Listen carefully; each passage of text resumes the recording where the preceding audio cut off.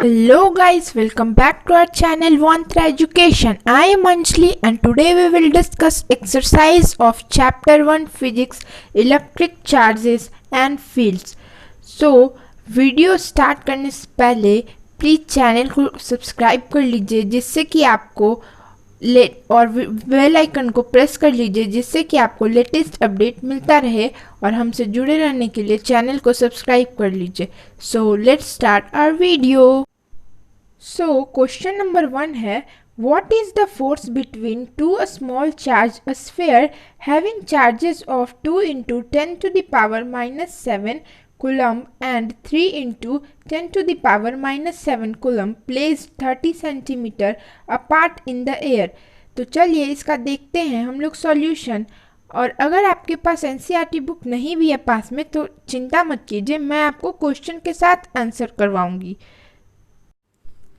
तो यहाँ पे आपको 2 स्फीयर्स गिवन है जिसका फर्स्ट का चार्ज है 2 into 10 to the power minus 7 coulomb and second का चार्ज है 3 into 10 to the power minus 7 coulomb. और दोनों के बीच का जो डिस्टेंस है वो है हम लोग का r is equal to 30 centimetre.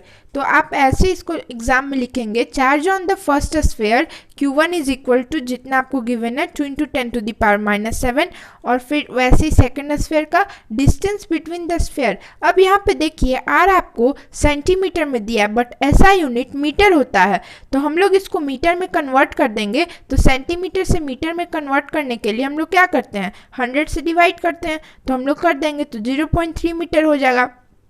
अब अकॉर्डिंग टू कुलम्ब्स लॉ, कुलम्ब्स लॉ आप सबने पढ़ा होगा. कुलम्ब्स लॉ का फॉर्मूला होता है F is equal to K into Q1 Q2 upon R square और K को हम लोग 1/4 पाई एप्सिलॉन नॉट भी लिखते हैं. अब यहाँ पे आपने देखा होगा कि जो दिया हुआ था कि ये एयर में है तो एयर में है इसीलिए हम लोग यहाँ पे एप्सिलॉन नॉट लिखते हैं. और एयर में K का वैल्यू होता है 9 into 10 to the power 9 newton metre square पर कुलम्ब स्क्वायर. ये वैल्यू आपको याद कर लेना है. K का वैल्यू होता है 9 into 10 to the power 9 newton metre square पर कुलम्ब स्क्वायर. ऐसा यूनिट है न्यूटन मीटर स्क्वायर पर कुलम्ब स्क्वायर. तो अब आपको जो जो वैल्यू गिवन है, Q1 का वैल्यू आपको गिवन है, Q2 का वैल्यू गिवन है, R का वैल्यू गिवन है और आपको K का वैल्यू 1 मतलब 1/4 पाई एप्सिलॉन नॉट का वैल्यू पता है क्योंकि वो कांस्टेंट है. तो सबका वैल्यू आप पुट कीजिए और कैलकुलेट कीजिए तो आपका आंसर आएगा 6 into 10 to the power minus 3 Newton. अब यहाँ पे आपको लास्ट में रिपल्सिव लिखना है क्योंकि जो चार्ज का जो वैल्यू है वो दोनों पॉजिटिव है, मतलब कि दोनों प्रोटॉन है. तो प्रोटॉन प्रोटॉन के बीच में रिपल्सन होगा क्योंकि आपने प्रॉपर्टीज पढ़ा होगा कि सेम चार्ज के बीच रिपल्सन होता है. तो यहाँ पे आप लास्ट में लिख देंगे कि चार्ज जो है वो रिपल्सिव है. So let's move to the next question. तो सेकेंड क्वेश्चन है, the electrostatic force on a small sphere of a charge is 0.4 mu coulomb due to another small sphere of charge minus 0.8 mu coulomb in air. Air में given है और दोनों charge का जो sign है वो एक का पॉजिटिव एक का नेगेटिव है. इस मतलब आपको फोर्स का वैल्यू 0.2 न्यूटन है. और अब आपको निकालना है what is the distance between the two sphere, मतलब दोनों स्फीयर के बीच में डिस्टेंस कितना है. और सेकंड आपको चेक करना है what is the force on the second sphere due to the first, मतलब सेकेंड स्फीयर पे कितना फोर्स लगेगा फर्स्ट वन के कारण. तो आपको यहाँ पे दोनों चार्ज का वैल्यू अपोजिट है, मतलब एक प्रोटॉन है एक इलेक्ट्रॉन है, इलेक्ट्रॉन के पास नेगेटिव चार्ज होता है.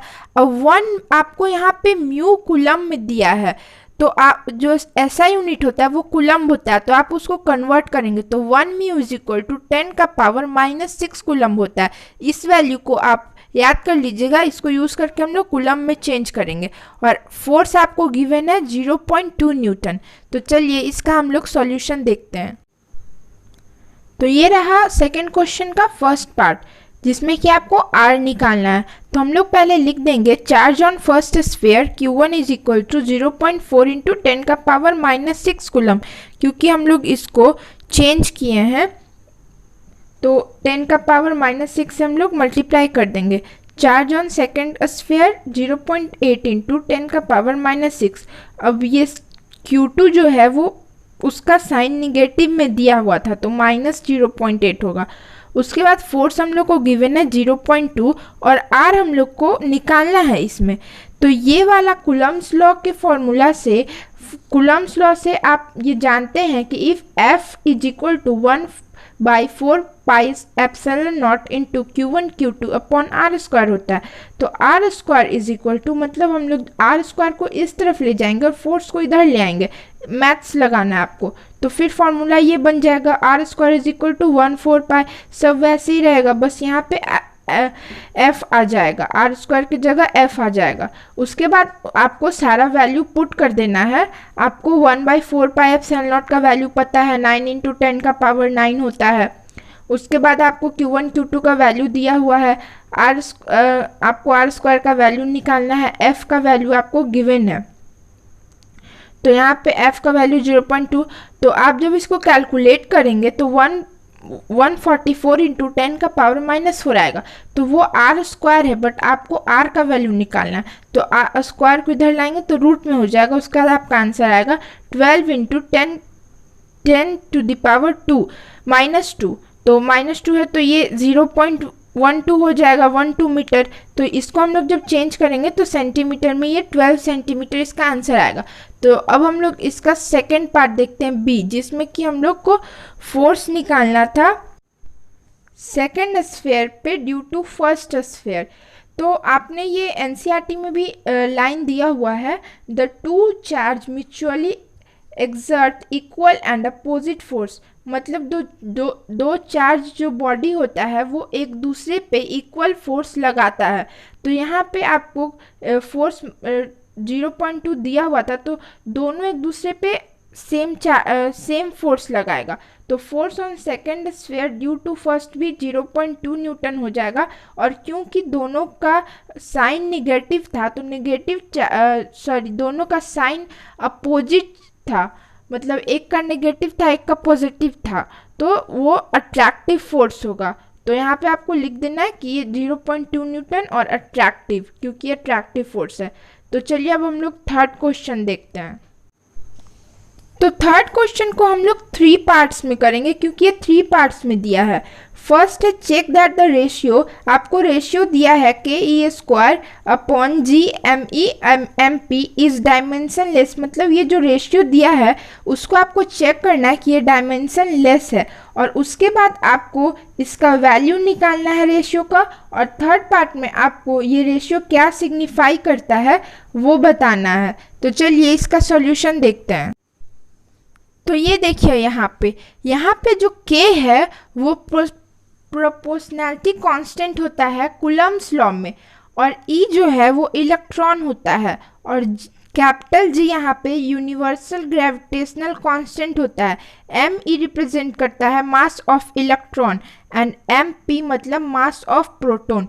तो जो ये K का जो हम लोग का यूनिट होता है वो न्यूटन मीटर स्क्वायर पर कूलम्ब स्क्वायर होता है, और इलेक्ट्रॉन का कूलम्ब स्क्वायर, और यूनिवर्सल ग्रेविटेशनल कांस्टेंट का न्यूटन मीटर स्क्वायर पर केजी स्क्वायर, और मास का तो केजी इंटू केजी। तो जब हम लोग इन दोनों को इंटू करेंगे तो केजी स्क्वायर आएगा, और यहाँ पे केजी का पावर -2 है तो -2 और +2 0 हो जाएगा। यहाँ पे newton metre square cut out हो जाएगा, और यहाँ पे भी -2 + 2 0 हो जाएगा, मतलब कि 9 यूनिट्स बचेगा। तो जब यूनिट ही नहीं है तो डायमेंशन कहाँ से आएगा, तो ये डायमेंशन लेस हो गया। अब हम लोग चलते हैं सेकेंड पार्ट में, जिसमें कि आपको इस रेशियो का वैल्यू निकालना है। तो सबसे पहले हम लोग ये देखेंगे कि कॉन्स्टेंट्स का वैल्यू कितना होता है।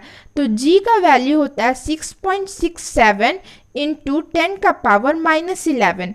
उसके बाद हम लोग का E का वैल्यू होता है, इलेक्ट्रॉन का वैल्यू तो सबको पता ही होगा, 1.6 इंटू 10 का पावर -19।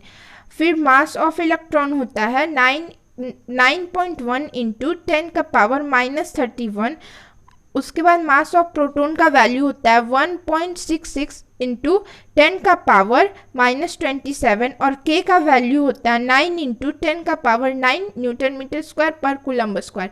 तो अब आपको ये सब वैल्यू को इसमें पुट करना है और फिर हम लोग को निकालना है इसका वैल्यू। तो ये बहुत ही कैलकुलेटिव पार्ट है, बट हम लोग को करना पड़ेगा क्योंकि एनसीईआरटी में दिया है।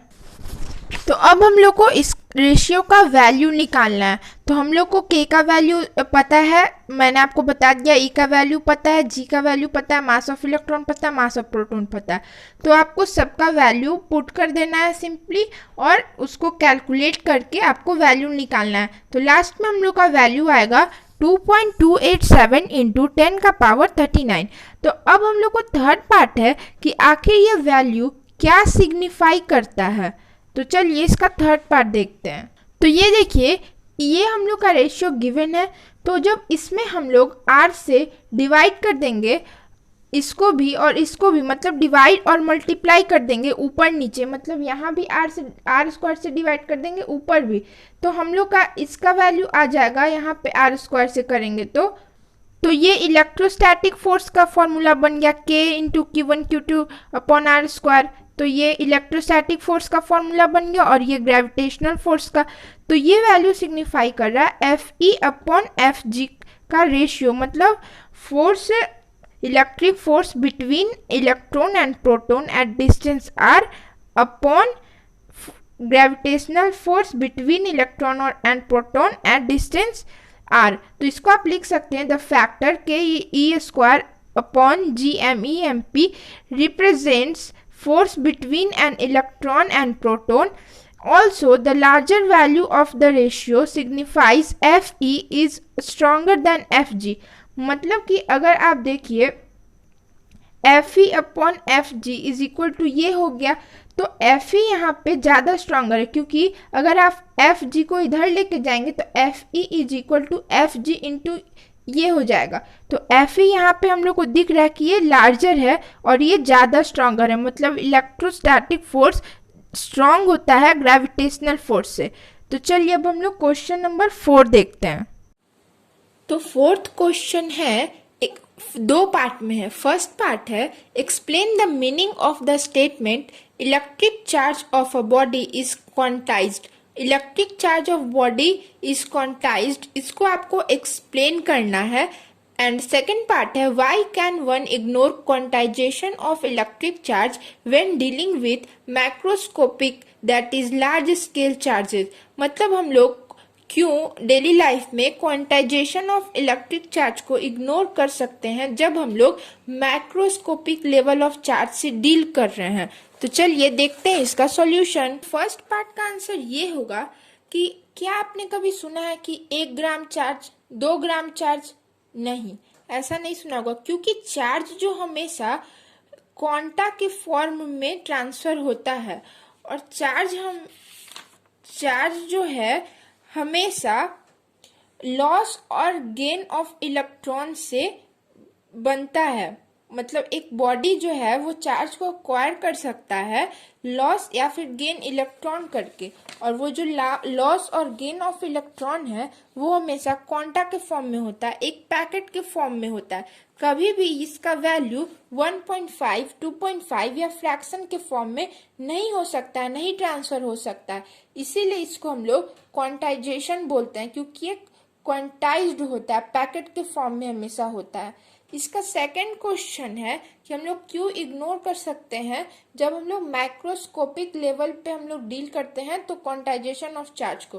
तो हम लोग इसलिए इग्नोर कर सकते हैं क्योंकि एक इलेक्ट्रॉन जो होता है, एक इलेक्ट्रॉन पर जो चार्ज होता है वो बहुत कम होता है, और कभी भी जो इलेक्ट्रॉन है वो कभी भी वो 1, 2 या 4 के फॉर्म में ट्रांसफर नहीं होता है, वो लाखों हजारों पैकेट के फॉर्म में ट्रांसफर होता है।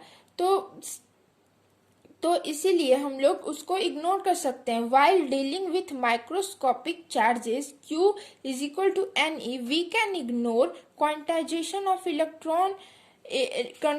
Of electric charge. This is because electric charge electron is very small and N is very large, and so Q behaves as if were continuous, that is as if a large amount of charge is flowing continuously।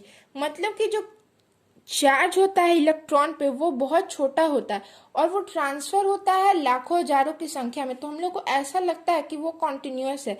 जैसे मान लीजिए ये एक body है और ये एक body है और ये एक बॉडी है और इसमें से इसमें ट्रांसफर हो रहा है, तो ये लाखों हजारों की संख्या में ऐसे ऐसे ऐसे ऐसे बहुत सारा चार्ज ट्रांसफर हो रहा है। तो ये क्या दिख रहा है हम लोग को, ये अगर हम लोग देखेंगे तो ये एकदम बार बार हो रहा है कॉन्टिन्यूअसली, तो ये हम लोग को एक कॉन्टिन्यूअस दिखेगा। ये हम लोग को अलग अलग नहीं दिखेगा, कॉन्टिन्यूअस दिखेगा कि ये एक, क्योंकि ये बहुत सारा हो रहा है, छोटा छोटा जो चार्ज होता है वो छोटा होता है और बहुत सारे के फॉर्म में, तो ये हम लोग को कॉन्टिन्यूअस दिखेगा। इसी के कारण हम लोग जब मैक्रोस्कोपिक लेवल पे डील करते हैं तो हम लोग क्वांटाइजेशन को इग्नोर कर सकते हैं। तो क्वेश्चन नंबर 5 है हम लोग का, when a glass rod is rubbed with a silk cloth. Glass rod को हम लोग सिल्क क्लॉथ के साथ रब कर रहे हैं। Charges appear on the both, charge जो है वो दोनों पे हो आ जाएगा। A similar phenomenon is observe with many other pairs, ऐसे ही हम लोग और भी पेयर्स के साथ किए, दूसरे बॉडीज के साथ। तो explain how this observation is consistent with the law of conservation of charge. तो अब आपको बताना है कि ये observation law of conservation of charge को कैसे फॉलो कर रहा है, क्यों कैसे हो रहा है।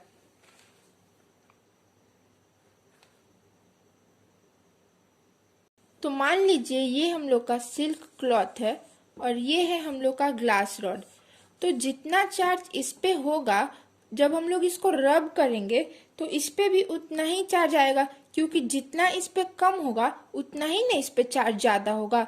तो मान लीजिए इस पे +5 आया तो इस पे -5 आएगा। ऐसे ही जब हम लोग ऑब्जर्वेशन किए तो इस पे +5 तो -5, +2 -2, मतलब ये इक्वल इक्वल चार्ज ही दोनों पे आ रहा था अपोजिट साइन का।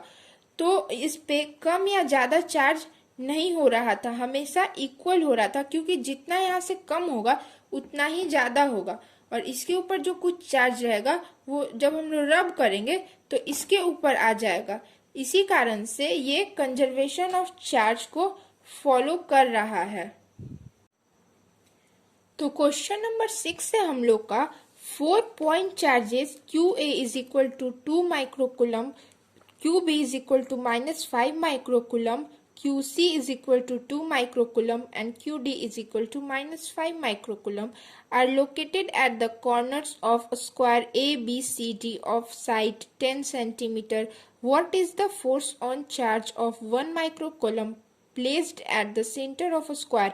मतलब कि 4 पॉइंट चार्ज है जिसका वैल्यू आप लोग को गिवन है और वो एक स्क्वायर है ABCD जिसका साइड है 10 सेंटीमीटर, उसके कॉर्नर पे चारों पॉइंट चार्ज लोकेटेड है।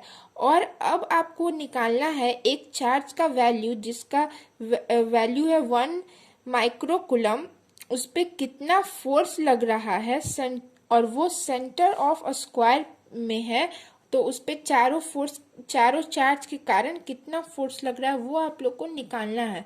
सो चलिए हम लोग इसका सॉल्यूशन देखते हैं। तो ये क्वेश्चन आप ओरली भी कर सकते हैं। देखिए ये आपको एक स्क्वायर दिया है और स्क्वायर जो है, स्क्वायर का जो साइड है वो 10 सेंटीमीटर है और चारों साइड इक्वल होता है स्क्वायर में।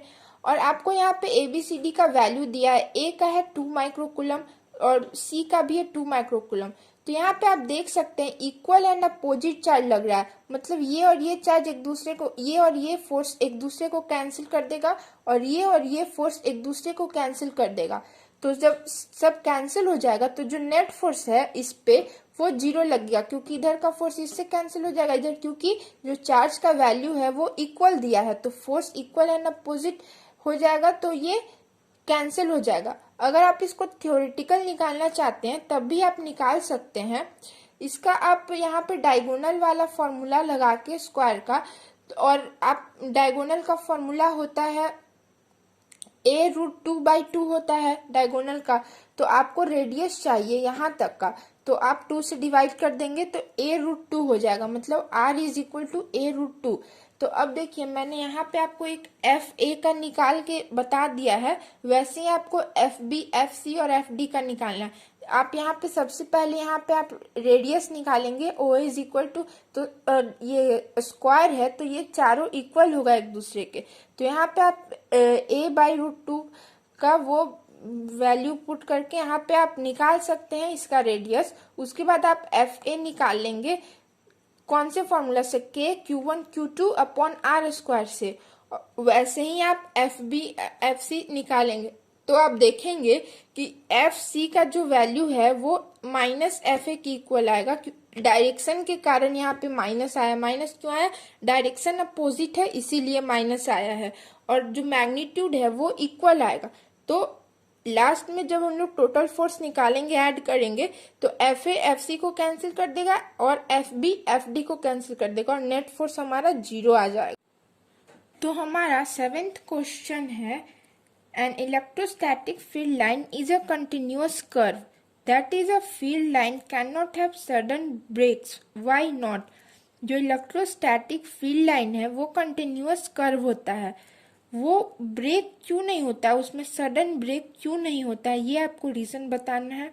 सेकंड है हम लोग का, explain why two field lines never cross each other at any point.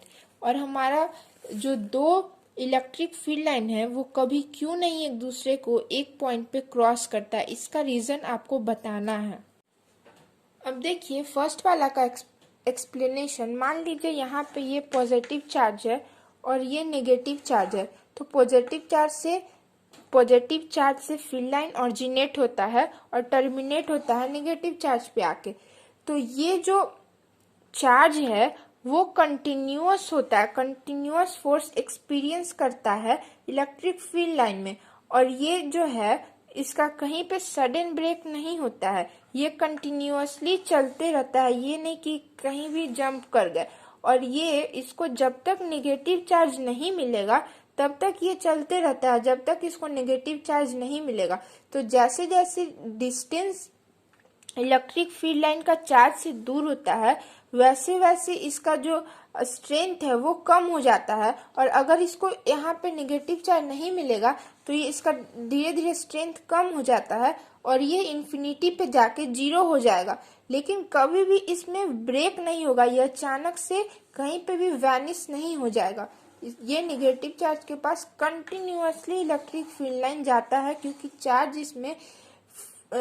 Charge जो है वो कंटिन्यूअस फोर्स को एक्सपीरियंस करता है। अब हम लोग देखते हैं सेकंड बी का एक्सप्लेनेशन। तो बी में आपको कहता है कि दो इलेक्ट्रिक फील्ड क्यों नहीं एक दूसरे से इंटरसेक्ट करता है। तो हम लोग देखिए, ये अगर इलेक्ट्रिक फील्ड लाइन है तो जो टैंजेंट है वो हम लोग का इलेक्ट्रिक फील्ड लाइन का डायरेक्शन बताता है। तो इसका डायरेक्शन अभी टैंजेंट हम लोग बनाएंगे तो इधर हो गया, और मान लीजिए इसके साथ एक और इलेक्ट्रिक फील्ड इंटरसेक्ट कर गया तो इसका यहाँ पे और इसका टैंजेंट इधर हो जाएगा। मतलब कि एक ही पॉइंट पे दो दो डायरेक्शन हो गया इलेक्ट्रिक फील्ड का, जो कि कभी भी पॉसिबल नहीं है। एक ही पॉइंट पे दो इलेक्ट्रिक फील्ड का डायरेक्शन कभी भी पॉसिबल नहीं है। तो पेपर में अगर आएगा तो आप इसको ऐसे लिख सकते हैं फर्स्ट वाले का, an electrostatic field line is a continuous curve because a charge experiences a continuous force when traced in an electric field. The field line can not have sudden break because the charge moved continuously and does not jump from one point to another. अभी मैंने आपको समझा दिया। Second का है B का, if two lines of force intersect then there would be two tangents and hence two direction of electric field at a point of intersection which is not possible। तो चलिए अब हम लोग देखते हैं 8th क्वेश्चन। तो question number 8 हमारा है, 2 point charges QA is equal to 3 microcoulomb and QB is equal to -3 microcoulomb are located 20 centimeter apart in vacuum। हम लोग का दो चार्ज है QA एंड QB, उसका वैल्यू दिया है 3 माइक्रोकुलम एंड -3 माइक्रोकुलम, जो कि 20 सेंटीमीटर अपार्ट है, मतलब डिस्टेंस दोनों के बीच 20 सेंटीमीटर है और वो दोनों वैक्यूम में है। तो माइक्रो से कुलम में चेंज करने के लिए हम लोग 10 to the power -6 से मल्टीप्लाई करते हैं। तो तो इसको दो पार्ट में आपको दिया है। फर्स्ट पार्ट में आपको निकालना है what is the electric field at the mid point O of the line joining A B of the two charges. मतलब कि आपको इलेक्ट्रिक फील्ड निकालना है ए और बी के बीच का मिड पॉइंट का, मतलब एक चार्ज ए है एक चार्ज बी है, उन दोनों के बीच जो मिड पॉइंट है उसका आपको इलेक्ट्रिक फील्ड निकालना है।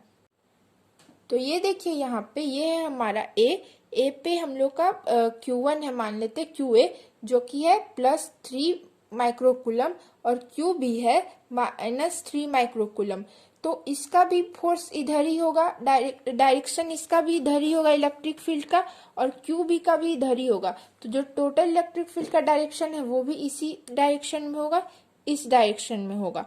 और OA यहाँ पे हम लोग कोई भी पॉइंट चार्ज मान लेते हैं, तो OA का डिस्टेंस हो जाएगा 10 सेंटीमीटर और OB का हो जाएगा 10 सेंटीमीटर, क्योंकि ये मिड पॉइंट है।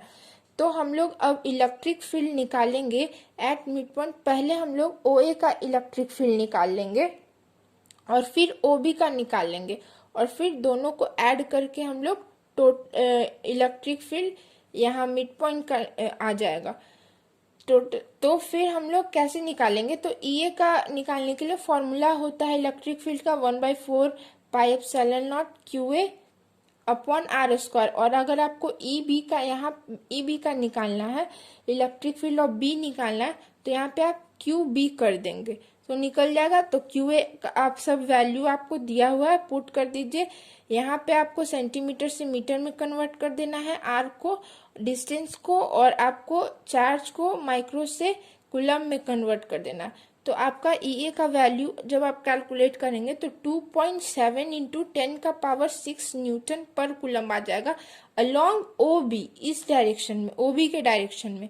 और आपका EB भी वैसे ही कैलकुलेट करेंगे तो उतना ही आएगा, 2.7 इंटू 10⁻⁶ न्यूटन पर कूलम अलोंग OB।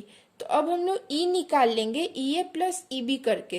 तो EA प्लस EB जब आप करेंगे तो ये आएगा 5.4 इंटू 10⁻⁶ न्यूटन पर कूलम अलोंग OB के डायरेक्शन में, ये भी आएगा।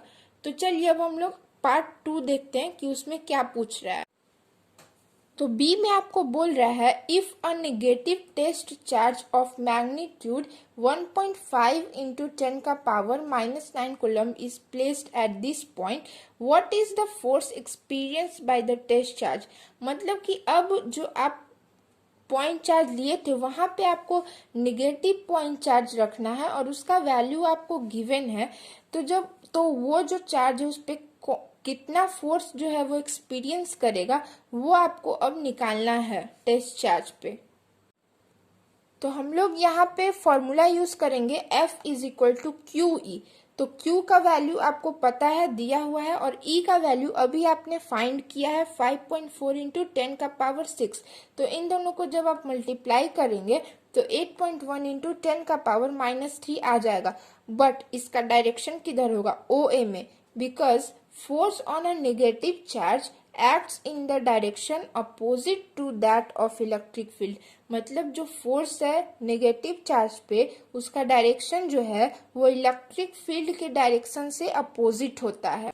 तो क्वेश्चन नंबर 9 है हम लोग का, a system has 2 charge. System है एक, उसमें दो चार्ज है QA एंड QB। QA है 2.5 इंटू 10⁻⁻7 कूलम, QB है -2.5 इंटू 10⁻⁻7 कूलम। मतलब दोनों चार्ज का मैग्नीट्यूड सेम है बट साइन जो है वो अपोजिट है दोनों का। लोकेटेड एट A00, मतलब कि Z एक्सिस, हम लोग का कितना एक्सिस होता है XYZ, Z एक्सिस पे है, एक है प्लस साइड एक है माइनस साइड, और दोनों का सेम ही है, मतलब ओरिजिन से दोनों का डिस्टेंस सेम है 15 centimetre respective. What are the total charge and the electric dipole moment of the surface. अब हम लोग को सिस्टम का टोटल चार्ज निकालना है और डाइपोल मोमेंट निकालना है। तो चलिए इसका सॉल्यूशन देखते हैं। तो ये मान लीजिए हम लोग का है x एक्सिस, ये है मान लीजिए y एक्सिस।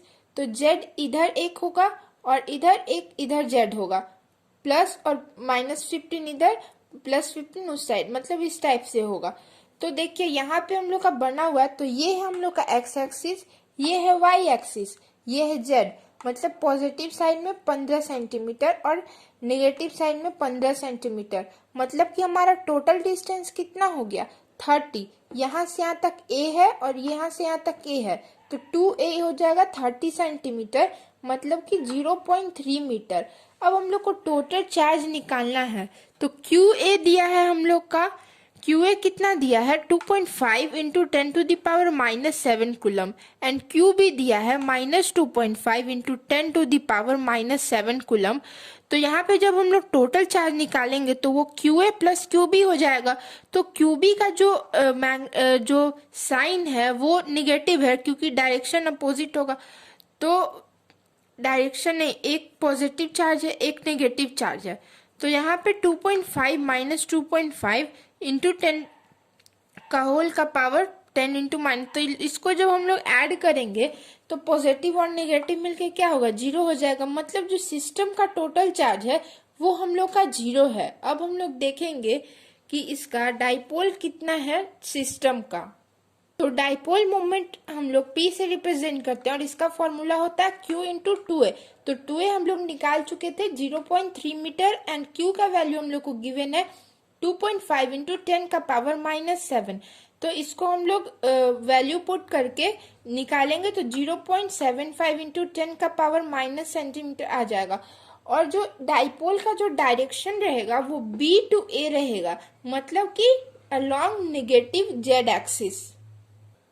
तो क्वेश्चन नंबर 10 है हमारा, an electric dipole with dipole movement 4 into 10⁻⁻9 is aligned at 30 degree with the direction of a uniform electric field of magnitude 5 into 10⁴. Calculate the magnitude of the torque acting on the dipole। मतलब कि आपको इस question में dipole movement दिया हुआ है, theta का value दिया हुआ है और आपको इलेक्ट्रिक फील्ड का मैग्नीट्यूड दिया हुआ है, और आपको इसमें टॉर्क निकालना है एक्टिंग ऑन द डाइपोल।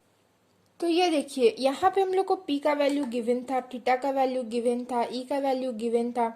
तो हम लोग फॉर्मूला एक यूज होता है torque is equal to PE sine theta, उसको हम लोग यहाँ पे यूज करेंगे, वैल्यू पुट करेंगे तो हम लोग का आ जाएगा 10⁻⁻4 न्यूटन मीटर, मतलब कि हम लोग का टॉर्क निकल जाएगा इस फॉर्मूला को यूज करके सिंपली। तो आज के लिए इतना ही। आई होप कि आपको जितने क्वेश्चन करवाए हैं सब अच्छे से समझ आ गया होगा। अभी भी अगर आपको डाउट रह गया है तो आप टेलीग्राम ज्वाइन कर सकते हैं। टेलीग्राम ग्रुप हम लोग का लिंक आपको डिस्क्रिप्शन बॉक्स में मिल जाएगा और आप वहाँ अपने डाउट्स क्लियर कर सकते हैं किसी भी सब्जेक्ट से रिलेटेड। तो तब तक के लिए bye, see you in the next video. उसमें हम लोग और जो बाकी के क्वेश्चन बच गए हैं वो करेंगे, तो आप प्लेलिस्ट में जाकर देख लीजिएगा, आपको नेक्स्ट वीडियो मिल जाएगा वहाँ। सो तब तक के लिए बाय एंड टेक केयर।